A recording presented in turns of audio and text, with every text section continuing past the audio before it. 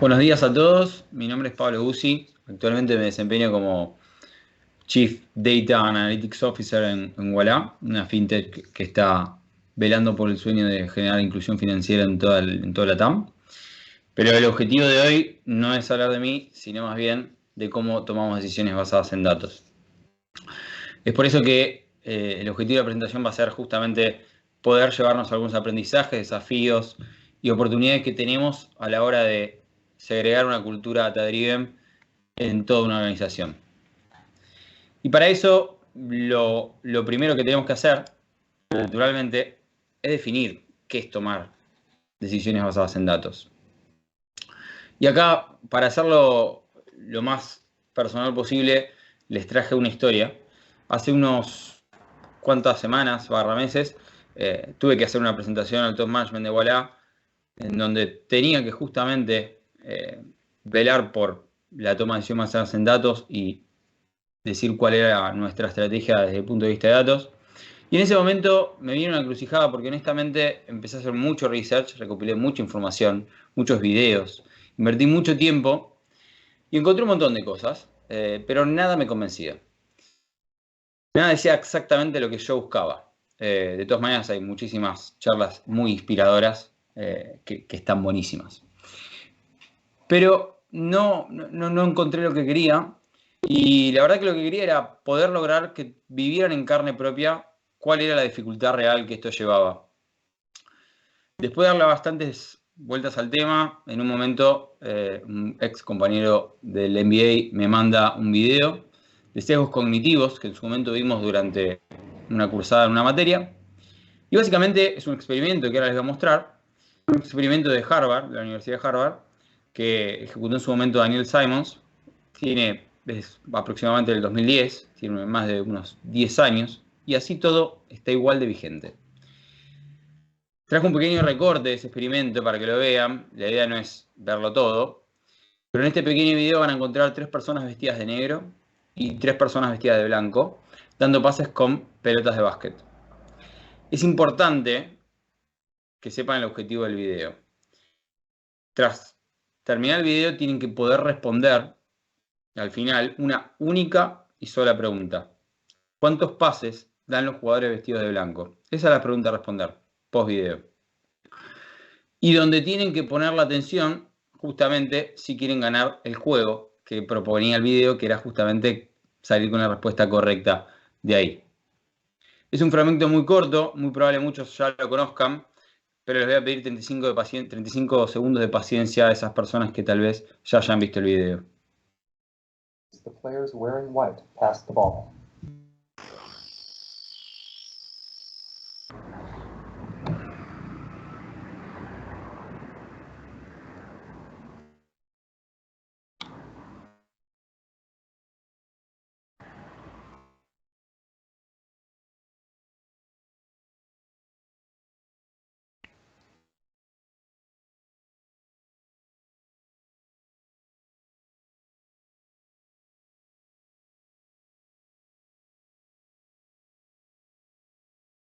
Bien, mis silencios a propósito, quiero que se mantengan concentrados en la tarea de contar la cantidad de pases blancos.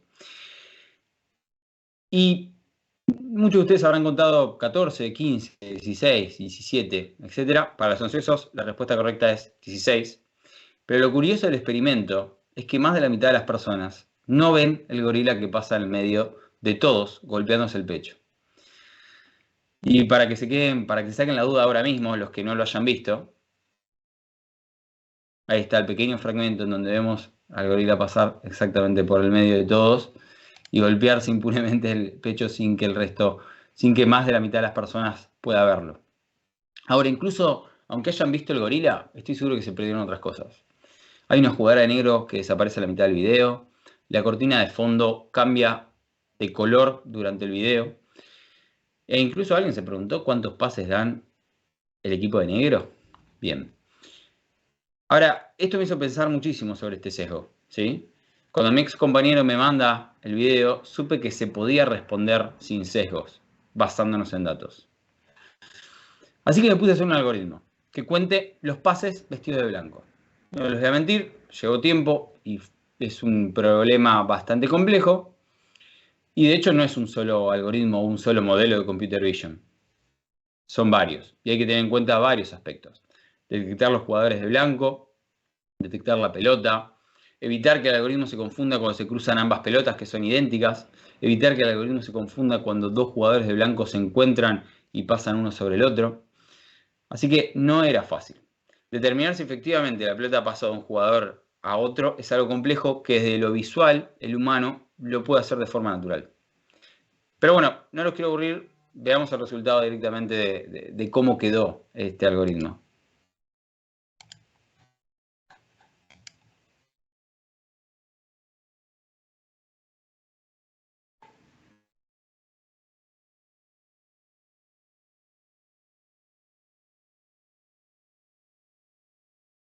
Como pueden ver, en el algoritmo va traqueando absolutamente a todas las personas a lo largo de todo el video, va contando la cantidad de pases e incluso te va tirando el RGB o el hexa del color de las cortinas que aparece por detrás.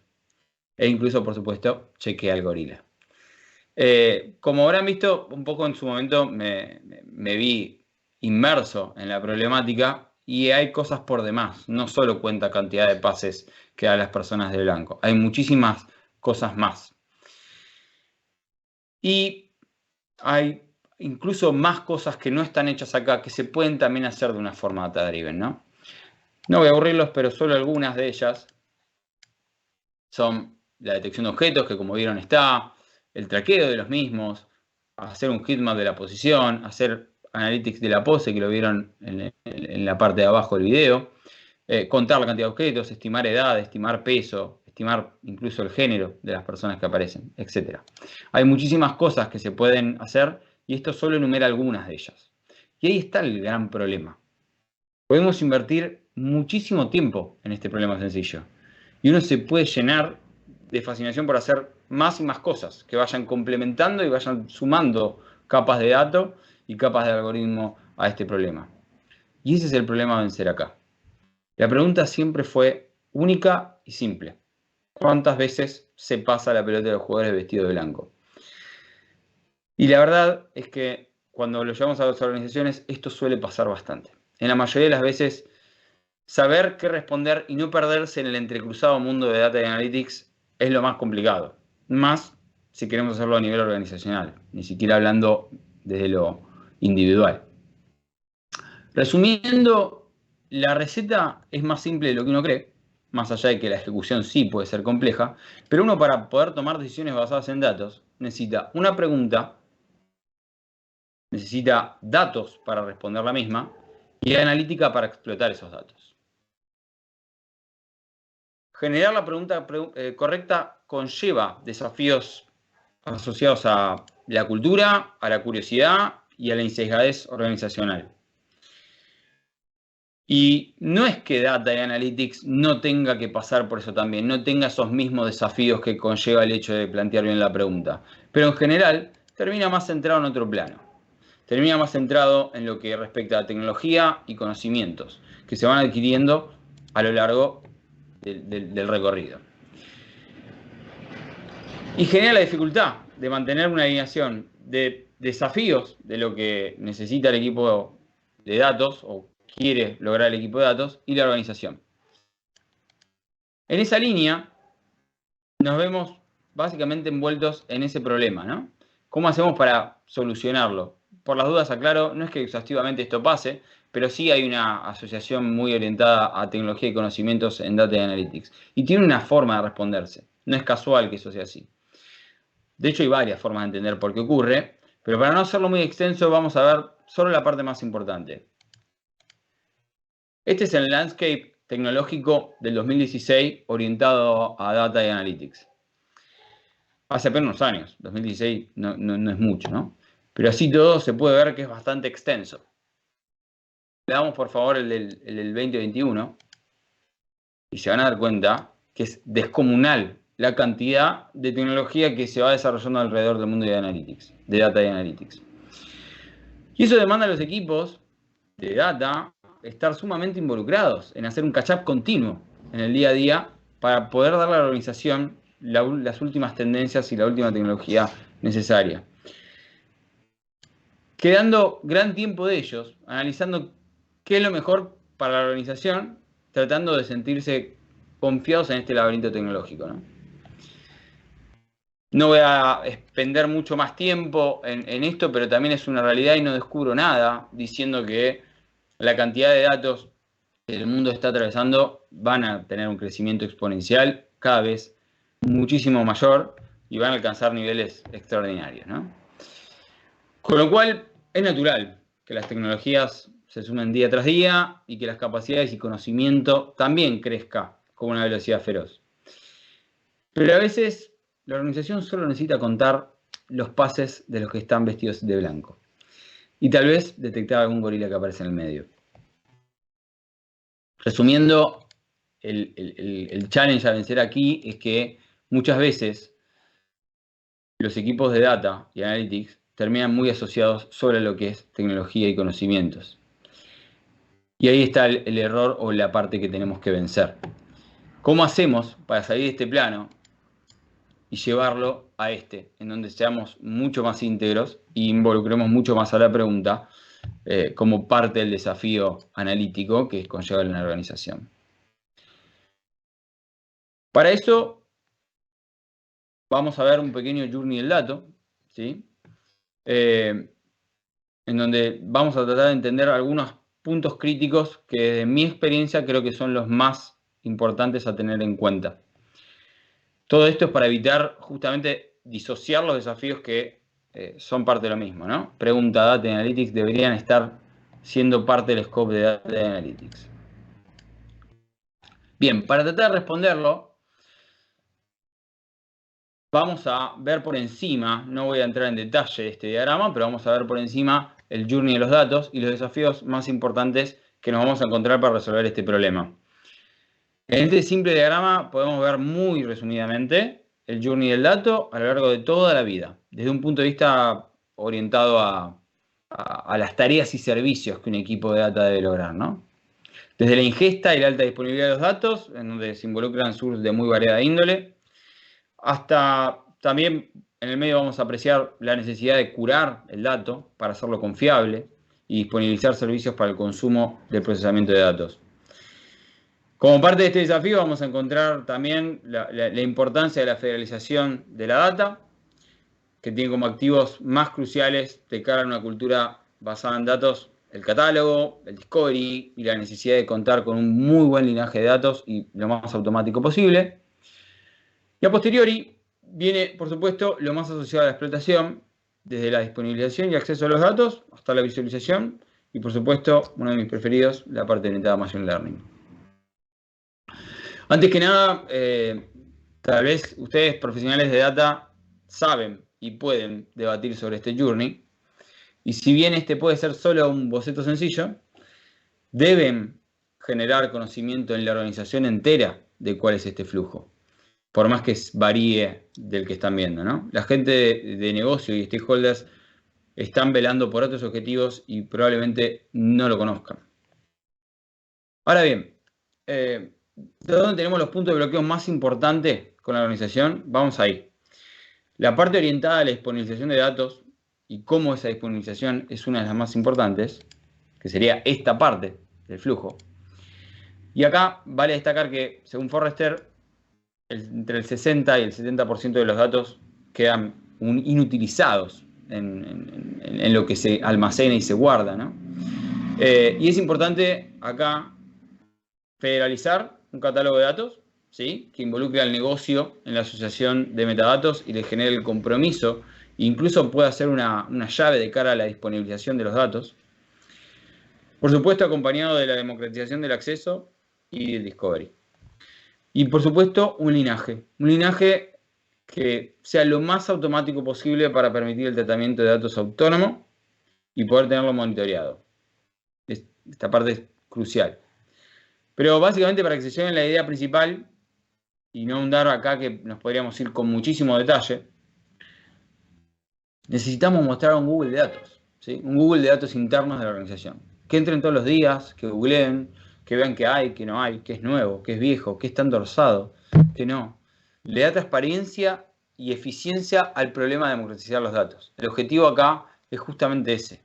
Y un Google de datos no se construye solo desde data.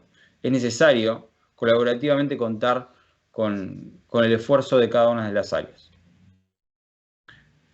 Segundo punto, volvemos al Journey y nos adentramos en el próximo punto, que es la habilitación del self-service, ¿sí? Pero hablamos de un self-service ambicioso, ¿sí? Que permita incluso generar transformaciones de datos confiables, ¿sí? Para generar los datos que cada una de las BU necesite y cómo los necesite. Muy asociado al concepto de data mesh, al cual tampoco vamos a ahondar porque no nos daría el tiempo. Por supuesto, también hay que incluir el self-service que uno asocia más al desafío actual, como de tableros, lanzamiento de queries, el discovery de queries, y obvio hay que acompañarlo con muchísimo data literacy, ¿no? Pero acá el concepto que tienen que llevarse sobre todo es que debemos velar y empezar a trabajar por un self-service referido al procesamiento de los datos, no solo a la parte de tableros y al queryado y a la disponibilización del warehouse. Y un consejo extra acá, esto puede traer gente que ame y que odie, pero evitemos el rol de data translator en la medida de lo posible, o trabajemos para evitarlo. Cuando uno tiene que ir a un país de lengua foránea, recurrentemente no usa un traductor.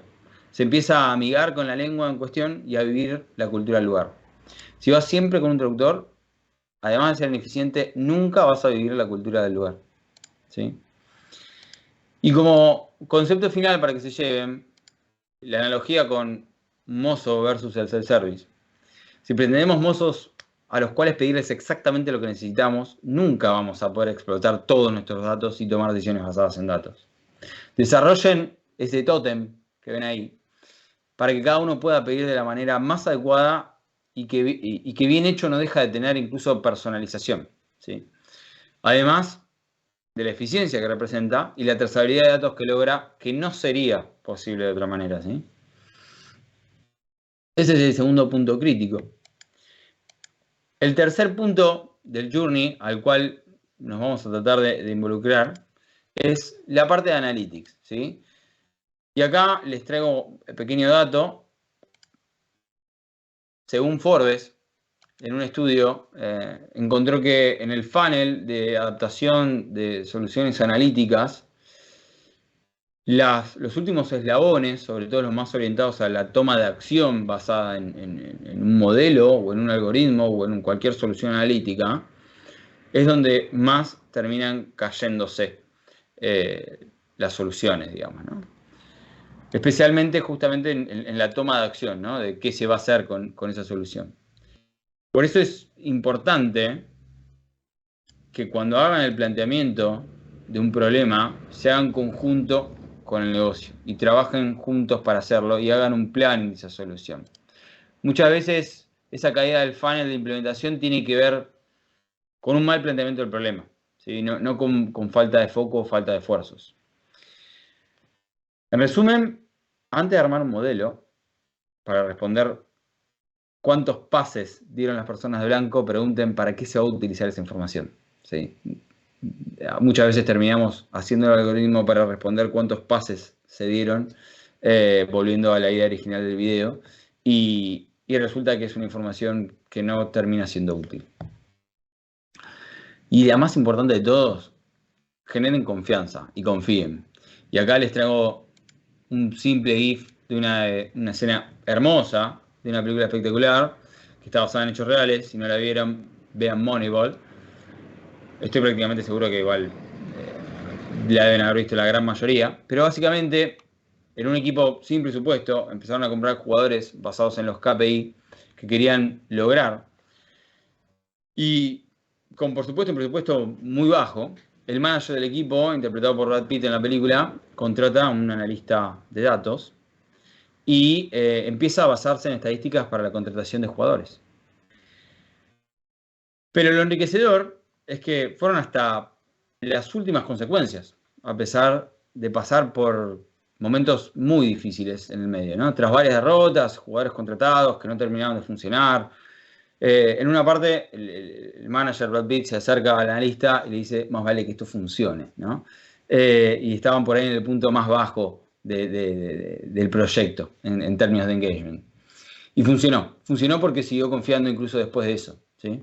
Así que es muy importante poder generar esa confianza con las soluciones que se vayan armando. Y finalmente, para no hacerlo extenso, algunas conclusiones para terminar, que se lleven lo más rico de esto. Primero de todo, no se olviden nunca el objetivo, nunca. A veces solo es necesario contar pases blancos. Pero para que esto pase, es necesario que trabajen en conjunto equipos de data con el negocio. Y trabajen juntos en la generación de la decisión correcta que hay que tomar, ¿no? 2, la cultura se cambia con foco. No hay recetas mágicas, ¿sí? Es necesario que los desafíos del equipo de data se vean envueltos y reconocidos en la cultura de la compañía. Tener equipos con foco en la cultura es importantísimo. No solo en la parte tecnológica, ¿sí? La cultura es parte de lo necesario para generar el éxito de una cultura data-driven. Y lo cultural solo se cambia con incentivos, ¿sí? No hay grandes trucos. Hay que fomentarlo y para fomentarlo hay que fomentarlo con foco. 3, fomentar el data literacy de la compañía. Básicamente está un poco dicho, pero el crecimiento tecnológico y de datos es descomunal, se necesitan cada vez más manos y cada vez se democratiza más el proceso analítico que va por el medio de lo necesario para ser data driven. Entonces, es necesario generar un data literacy y educar a las personas para que puedan usar sus datos y tenerlos como quieren.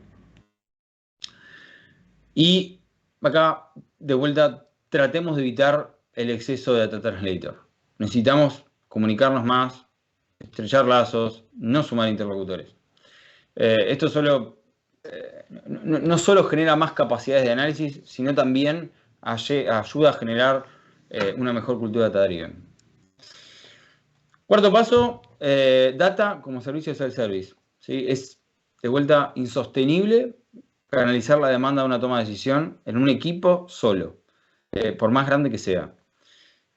Por el volumen de datos en crecimiento exponencial y porque los mejores sean quienes tomen la mayor cantidad de decisiones, ¿no? Basadas en datos. Y por último, y no por eso menos importante, sino todo lo contrario, de las más importantes, transparencia en la estrategia de datos y en la ejecución. Digan cuál es el journey de datos que tienen en la compañía. Y no solo foméntenlo y háganlo transparente, sino también transparenten la ejecución de ese journey, que muy probablemente disienta del journey conceptual que estén armando, porque es difícil que la ejecución sea igual a lo planeado. Tienen que mantener mucha actividad sobre la visibilidad de lo que hacen. Acá el resumen sería: no se transforman en el gorila invisible, ¿sí? Los negocios están persiguiendo otras cosas y les cuesta verlo a veces. Es importante que le puedan dar mucha visibilidad a todo lo que hacen y que la estrategia de datos sea lo más transparente y visible para toda la organización. Esto fue todo. Muchas gracias por el tiempo y por haberme escuchado y espero verlos en los siguientes espacios.